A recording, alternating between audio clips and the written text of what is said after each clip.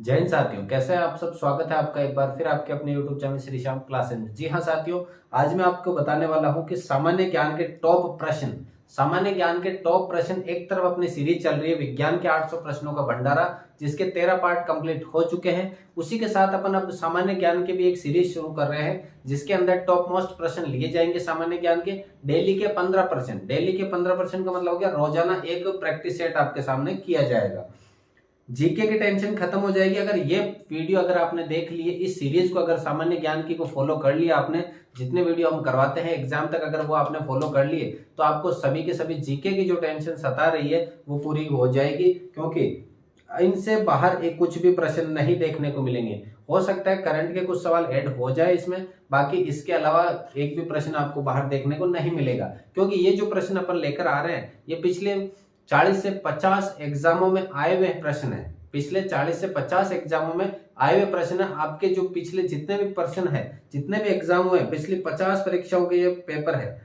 50 परीक्षाओं का मतलब ये नहीं कि 50 साल, जो पिछले साल एग्जाम हुए आपके ऑनलाइन, वहां से प्रश्न कलेक्ट किए गए और ये प्रश्न जीके के बच्चों को याद भी रहते हैं कि ये प्रश्न आया था अपने एग्जाम में, तो वैसे प्रश्न अपन ने लिए हैं। हमारा जो टारगेट है वो है कि आपका जो सपना है वर्दी का, बदन पर वर्दी होने का जो आपका सपना है, उसी को हमने टारगेट किया है। वो टारगेट अपन अचीव करेंगे 22 अप्रैल को। वो कब अचीव करेंगे? 22 अप्रैल को।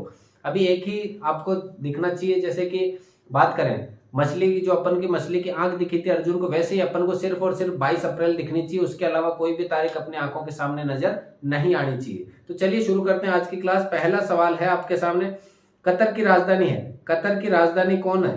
देखिए, एक सवाल आपके सामने राजधानियों का हमेशा पूछा जाता है उसी तर्ज पर। और राजधानी ऐसे नहीं कि हर किसी देश की, जो अपने खास तौर पे पड़ोसी देश है उनकी राजधानी आपको याद रखनी ही रखनी। एक राजधानी पूछते हैं, एक राज्यपाल के बारे में पूछते हैं, और एक अपने भारत के राज्यों की राजधानी, खास तौर पे पूर्व वाले जो राज्य हैं उनकी राजधानियां भी पूछी जाती है। तो ये कुछ सवाल है जो बेसिक है कि हर एग्जाम में पूछे जाते हैं। तो अपन ने भी यहाँ लिया है, कतर किसकी राजधानी, कतर की राजधानी कौन है? दोहा, दुबई, इस्लामाबाद या फिर ढाका? तो कतर की राजधानी कौन हो जाएगी आपके? दोहा। कौन हो जाएगी? दोहा जो है वो कतर की राजधानी है। प्रश्न संख्या अगला, प्रश्न संख्या 2, भारत की एकमात्र महिला शासक कौन थी? एकमात्र महिला शासक जिन्होंने, जो ये आपके दिल्ली सल्तनत है यहाँ पर राज किया था, 1536 से लेकर के 1540 के बीच में राज किया था, वो एकमात्र महिला शासक थी आपके रजिया सुल्तान। कौन थी? एकमात्र रजिया सुल्तान शासक थी महिला, जिन्होंने दिल्ली सल्तनत पर राज किया था। एक शब्द आपके स्पोर्ट्स से संबंधित सवाल पूछा जाता है कि ये जो शब्द है किस खेल से संबंधित है, या ये खिलाड़ी है वो किस खेल से संबंधित है। तो यहाँ पे जो शब्द पूछा गया ग्रैंड मास्टर, ग्रैंड मास्टर शतरंज से है, टेनिस से है, गोल्फ से है या क्रिकेट से है? देखिएगा, स्पोर्ट्स के एक या दो सवाल आपको 100% देखने को मिलेंगे। या तो ये पुरस्कार किस क्षेत्र में दिया जाता है, स्पोर्ट्स में दिया जाता है किसमें, या फिर ये खिलाड़ी किस खेल से संबंधित है, या ये शब्द जो है वो किस खेल से रिलेटेड है, ऐसा सवाल पूछा जाएगा। तो यहाँ पूछा गया ग्रैंड मास्टर शब्द किस खेल से संबंधित, तो ये किस खेल से संबंधित हो जाएगा? आपके शतरंज से संबंधित है।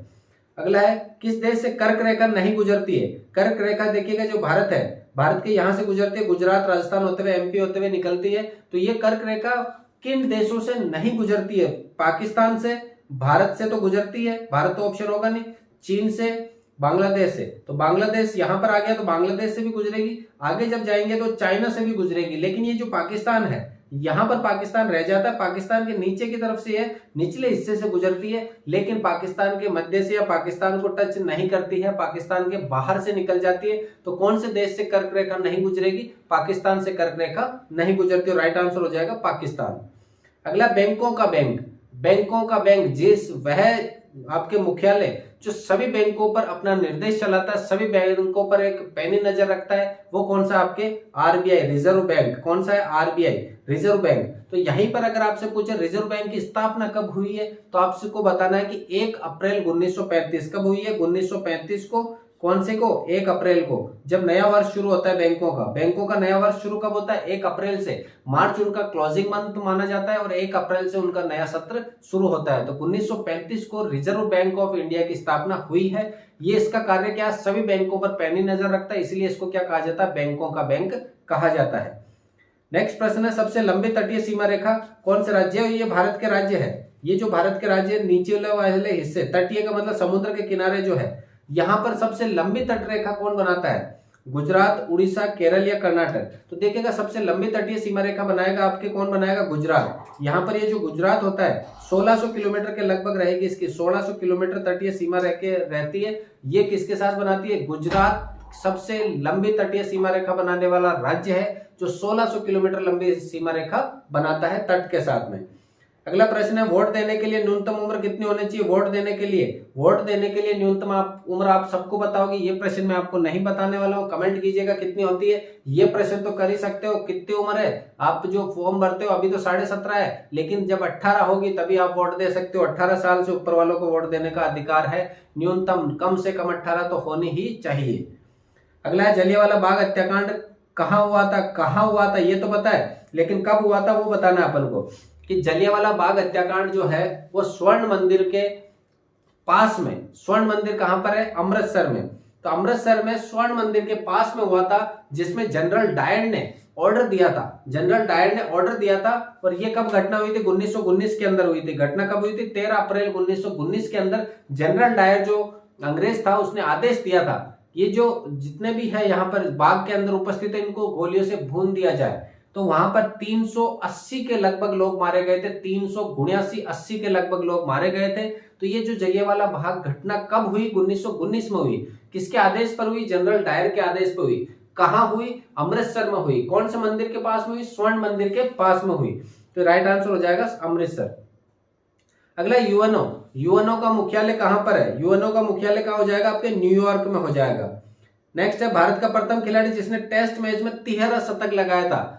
टेस्ट मैच में 13 शतक लगाने वाला प्रथम खिलाड़ी एक ही है। कौन है? मुल्तान का सुल्तान वीरेंद्र सहवाग, जिन्होंने 13 शतक मारा है। उन्होंने उसके बाद एक और मारा था 13 शतक। तो वीरेंद्र सहवाग को पहला 13 शतक मारने वाला खिलाड़ी माना जाता है। देखिएगा सचिन तेंदुलकर भी है, महेंद्र सिंह धोनी, विराट कोहली भी, लेकिन पहला 13 शतक किसने मारा है? आपके वीरेंद्र सहवाग ने, जिनको मुल्तान का सुल्तान, पाकिस्तान के खिलाफ मारा था। मुल्तान का सुल्तान भी इनको कहा जाता है। पटना किस नदी के किनारे है? पटना आपके कौन सी नदी के किनारे स्थित है? देखिएगा यहाँ नदियों का एक सवाल है। नदियों के तटों के ऊपर स्थित राज्यों के और आपके जो अपने ये है सिटी है उनके बारे में पूछा गया है। अयोध्या कौन सी नदी के किनारे बसा हुआ है? और झेलम किस नदी के किनारे कौन सा अपने ये सिटी बसी हुई है? ऐसा सवाल। तो ये जो पटना है किस नदी के तट के किनारे है? आपके गंगा नदी के किनारे पर है। मैकमोहन रेखा किन दो देशों के मध्य स्थित है? भारत पाकिस्तान, भारत बांग्लादेश, भारत नेपाल, भारत अफगानिस्तान। देखिएगा इसमें जो ऑप्शन राइट होना चाहिए वो ऑप्शन है नहीं। वो जो ऑप्शन राइट होना चाहिए भारत और चीन के मध्य स्थित रेखा है, उसको अपन क्या कहते हैं? मैकमोहन रेखा कहते हैं। भारत और चीन के मध्य, भारत और पाकिस्तान के मध्य तो रेड क्लिफ रेखा। भारत बांग्लादेश के मध्य कोई रेखा नहीं है। भारत अफगानिस्तान के मध्य जो रेखा है उसको क्या कहते हैं? जीरो लाइन रेखा। उसको क्या कहते हैं? Zero line. और जब रेड क्लिफ रेखा है वो जब शुरू हुई थी तो वो किसके मध्य हुई थी? आपके भारत और अफगानिस्तान के मध्य हुई थी, क्योंकि उस समय भारत और पाकिस्तान एक थे। तब ये जो रेड क्लिफ रेखा वो वहां बनाई गई थी, बाद में इसका निर्माण हुआ और ये पाकिस्तान के मध्य, भारत और पाकिस्तान के मध्य हुई। तो भारत व चीन के मध्य रेखा को स्थित जो है रेखा है उसको क्या कहेंगे? मैकमोहन रेखा कहा जाता है।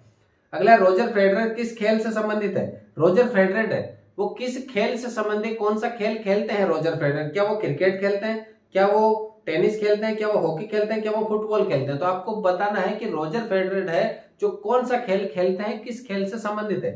टेनिस, हॉकी, क्रिकेट या फुटबॉल? तो इसका राइट आंसर हो जाएगा टेनिस। रोजर फेडरर का संबंध किससे है? टेनिस से है। अगला प्रश्न है, मेघालय की राजधानी क्या? देखिएगा मैंने कहा था एक राज्य की राजधानी पूछी जाती है और वो भी पूर्वी राज्यों की पूछी जाती है। तो पूर्व के जो 6-7 राज्य हैं उनकी आपको राजधानी हर एक की मुख्य जबानी होनी चाहिए। कि यहाँ मेघालय की राजधानी पूछिए, मेघालय की राजधानी क्या हो जाएगी? शिलोंग। मेघालय की राजधानी क्या हो जाएगी? शिलोंग। लेकिन यहाँ इम्फाल किसकी राजधानी? इम्फाल हो जाएगी आपकी मणिपुर की। किसकी हो जाएगी? मणिपुर की। तो यह मेघालय की जगह मणिपुर भी पूछ सकते हैं। लखनऊ किसकी राजधानी है? आपके यूपी की है। चंडीगढ़ अपने आप में खुद क्या है? राजधानी है।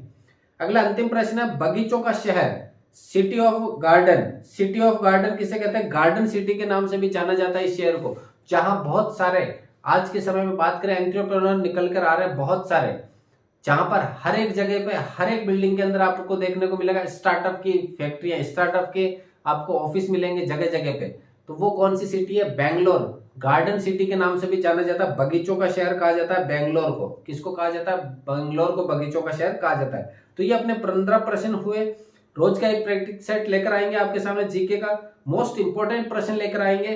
तो ये जो अपने आज के इंपोर्टेंट प्रश्न थे। क्लास अगर आपको अच्छी लगी है तो वीडियो को लाइक करें, अपने दोस्तों के साथ शेयर करना मत भूलिएगा। मिलते हैं एक और अगली क्लास में, तब तक के लिए जय हिंद, वंदे मातरम।